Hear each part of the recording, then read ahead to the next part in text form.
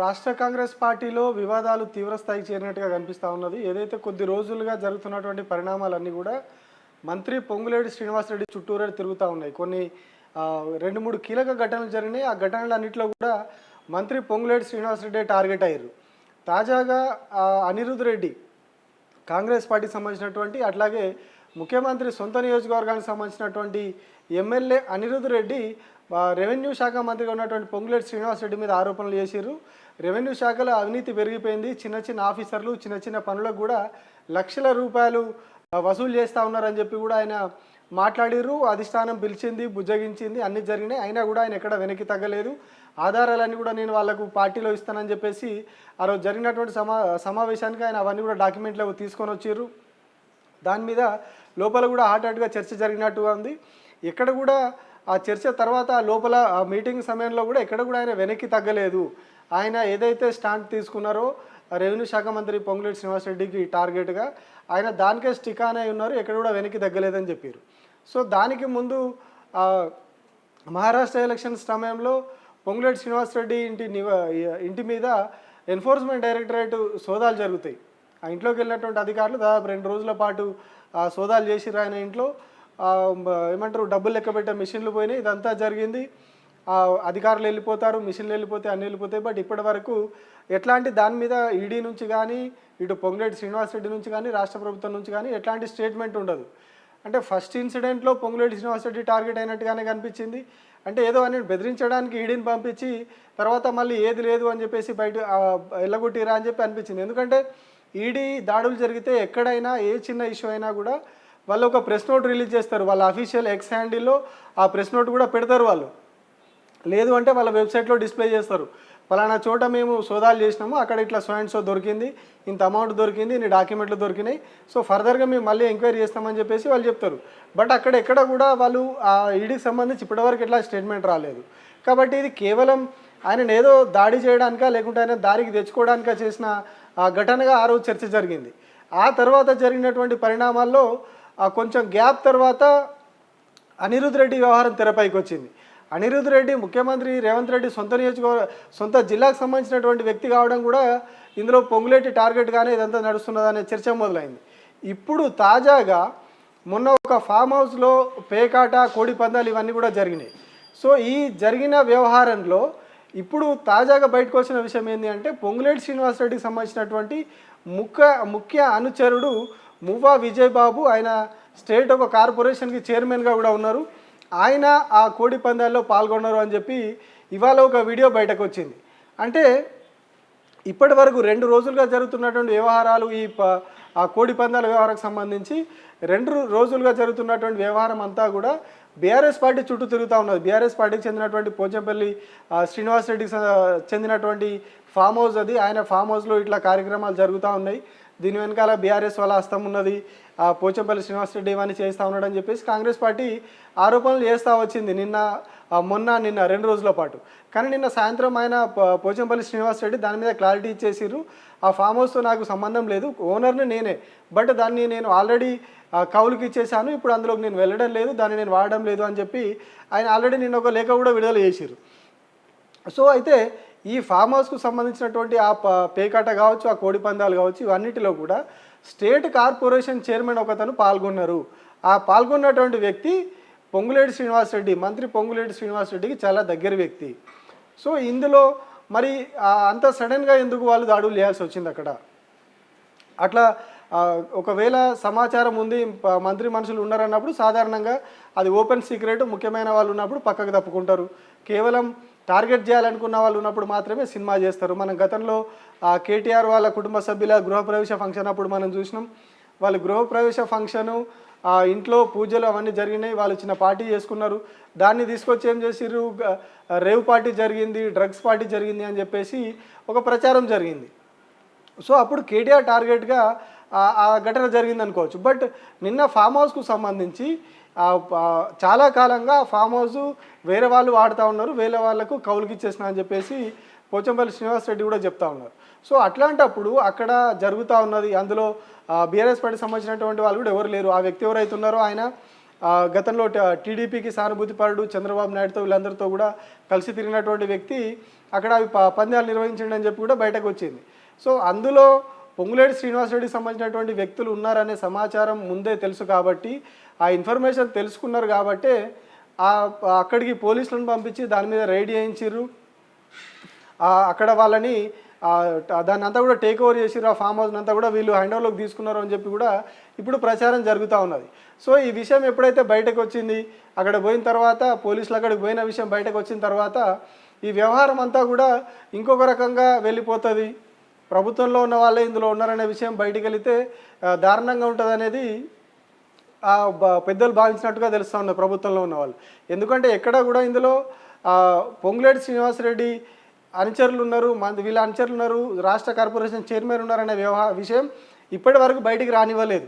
కేవలం Pochampally Srinivasa Reddy, BRS MLC Pochampally Srinivasa Reddy పేరు మాత్రమే పదే పదే వినిపిస్తూ ఉన్నది తప్పితే ఎక్కడ కూడా స్టేట్ కార్పొరేషన్ చైర్మన్ ఉన్నారనేది బయటికి రాకుండా ఇప్పటి వరకు మేనేజ్ చేసిర్రు అనేది ఇప్పుడు వినిపిస్తున్నటువంటి మాట.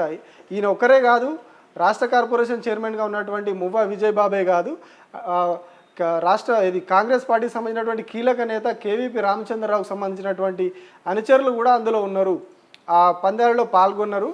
ఈ వ్యవహారం ఎప్పుడైతే పోలీసులు అక్కడికి పోయినని చెప్పేసి బయటకు వచ్చింది, ఇటు మువ్వ విజయబాబు నుంచి పొంగులేటి శ్రీనివాసరెడ్డికి కావచ్చు, కేవీపీ అనుచరుల నుంచి కేవీపీకి కావచ్చు సమాచారం వెళ్ళగానే వెంటనే వాళ్ళంతా కూడా రంగంలోకి దిగి బుజ్జగింపు కార్యక్రమాలన్నీ మొదలుపెట్టిర్రు.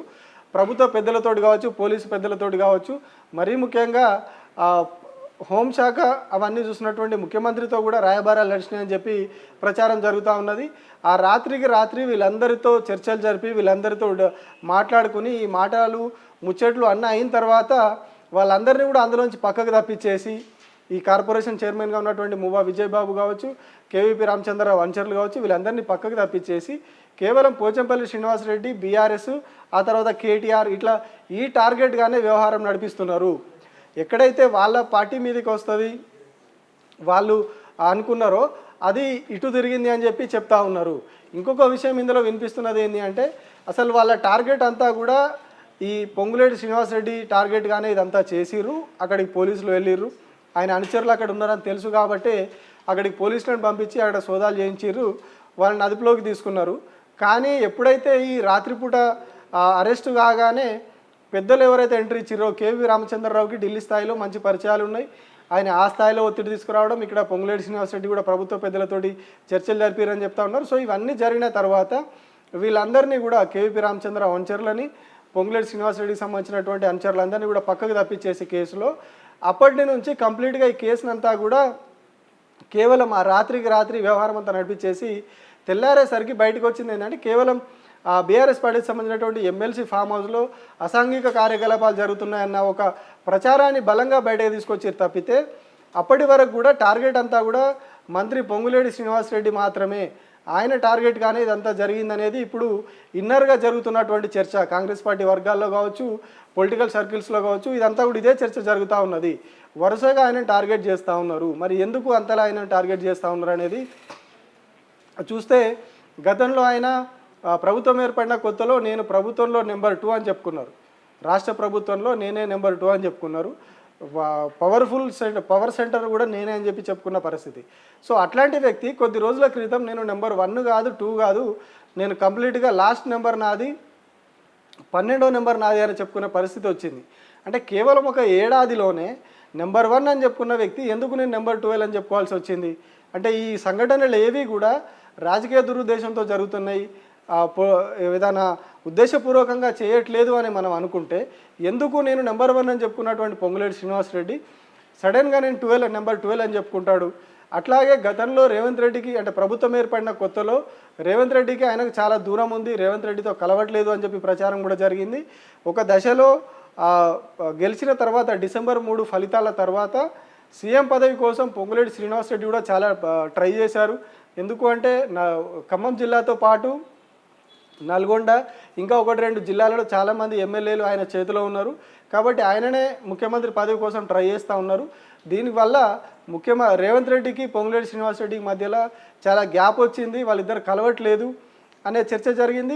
తర్వాత గవర్నమెంట్ ఫామ్ అయింది. గవర్నమెంట్ ఫామ్ అయిన తర్వాత కూడా చాలా రోజుల పాటు వీళ్ళిద్దరి మధ్యలో సయోధ్య లేదు, ఒకరంటే ఒకరికి పడట్లేదు, ఈయన వ్యవహారాల్లో ఆయన జోక్యం చేసుకోవడం, ఆయన వ్యవహారాల్లో ఈయన జోక్యం చేసుకోవడం, ఇట్లా చాలా గందరగోళంగా ఉంది వ్యవహారం అని చెప్పి అప్పుడు ప్రచారం జరిగింది. ఈ ప్రచారం ఉన్న టైంలోనే పొంగులేటి శ్రీనివాసరెడ్డి కామెంట్స్ చేశారు, నేను ప్రభుత్వంలో నెంబర్ 2 అని చెప్పి చెప్పుకున్నారు అప్పుడు ఖమ్మంలో ఒక ప్రోగ్రాంలో మాట్లాడుతూ.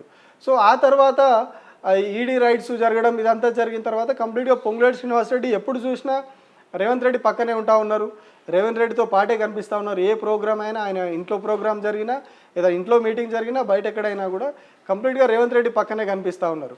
బట్ అయినా కూడా ఇప్పుడు ఎందుకు ఈ ఘటన జరిగింది? పొంగులేటి శ్రీనివాసరెడ్డికి సంబంధించినటువంటి అనుచరుడు ఉన్నాడు, రాష్ట్ర కార్పొరేషన్ చైర్మన్ ఏవైతే కోడి పందాల్లో వాటిలో పాల్గొనడని చెప్పి చెప్తా ఉన్నారో అదంతా కూడా ఎందుకు జరిగింది? ఇంత దగ్గర ఉండి ఇంత కలిసిమెలిసి ఉన్నట్టుగా కలిసి తిరుగుతున్నా కూడా ఈ ఘటన ఎందుకు జరిగింది అనేది ఇప్పుడు చాలా ఇంట్రెస్టింగ్గా మారింది. అంటే ఇదంతా కూడా ముందు నుంచి జరుగుతున్నాయి కాదు, ఇవి కూడా కేవలం టార్గెట్గా పొంగులేటి శ్రీనివాసరెడ్డి టార్గెట్గానే ఇవన్నీ జరుగుతూ ఉన్నాయి. ప్రభుత్వంలో ఏదైతే ప్రభుత్వం ఏర్పడిన కొత్తలో ఉన్నటువంటి పరిస్థితి ఉందో ఇప్పుడు కూడా వాళ్ళ మధ్యలో అదే పరిస్థితి ఉన్నదనేది కూడా ప్రచారం జరుగుతూ ఉంది. అందుకే ఆయన టార్గెట్గా, పొంగులేటి టార్గెట్గానే ఈ ఘటనలు జరుగుతూ ఉన్నాయి. అనిరుద్ రెడ్డి అంత బలంగా మాట్లాడడం, ఆయన అంత బలంగా విమర్శలు చేయడం, మీడియా ముందుకు వచ్చి మాట్లాడడం, సొంత పార్టీకి సంబంధించినటువంటి వ్యక్తుల మీద, సొంత పార్టీకి సంబంధించినటువంటి మంత్రి మీద ఆ స్థాయిలో మాట్లాడడం, అయినా కూడా ఆయనను ఆ పార్టీ నియంత్రించలేకపోవడం. సాధారణంగా ఇట్లాంటివి జరిగినప్పుడు ఆ ముఖ్యమంత్రులు కావచ్చు లేకుంటే పార్టీ పెద్దలు కావచ్చు పిలిచి ఎమ్మెల్యేలందరినీ కూర్చోబెట్టి మాట్లాడి వ్యవహారం సెటిల్మెంట్ చేసి పంపించేస్తారు. బట్ ఇక్కడ అట్లా జరగట్లేదు. పార్టీ పెద్దలు పిలిచి మాట్లాడిన తర్వాత కూడా అనిరుద్ రెడ్డి తగ్గట్లేదు. ఇప్పుడేమో ఈ ఘటన జరిగింది. సో ఇవన్నీ కూడా ఒక సీక్వెన్స్ అంతా కూడా మనం క్లియర్గా ఒకసారి పరిశీలిస్తే ఖచ్చితంగా ఇదేదో రాజకీయ ఉద్దేశపూర్వకంగానే ఒక వ్యక్తి టార్గెట్గానే జరుగుతున్నట్టుగా ఈ పరిణామాలన్నీ కూడా కనిపిస్తూ ఉన్నాయి. సో మరి ఇప్పుడైతే ఆ వీడియోలు బయటకు వచ్చినాయి కాబట్టి వాళ్ళు అందులో ఉన్నారని చెప్పి తెలిసింది. మరి వాళ్ళ మీద కూడా కేసు ఫైల్ చేస్తారా? కార్పొరేషన్ చైర్మన్ మీద కావచ్చు, అట్లాగే కేవీపీ రామచంద్ర వంచర్ల మీద, వీళ్ళందరి మీద కేసు ఫైల్ చేస్తారా? ఏం చేస్తారు? నెక్స్ట్ ఈ కేసు ఫర్దర్గా ఎక్కడికి పోతుంది? ఎందుకంటే మంత్రికి సంబంధించినటువంటి మనుషులు ఉన్నారు అందులో. సో మరి వాళ్ళ మీద కేసు పెడతారా లేదా అనేది చూడాలి.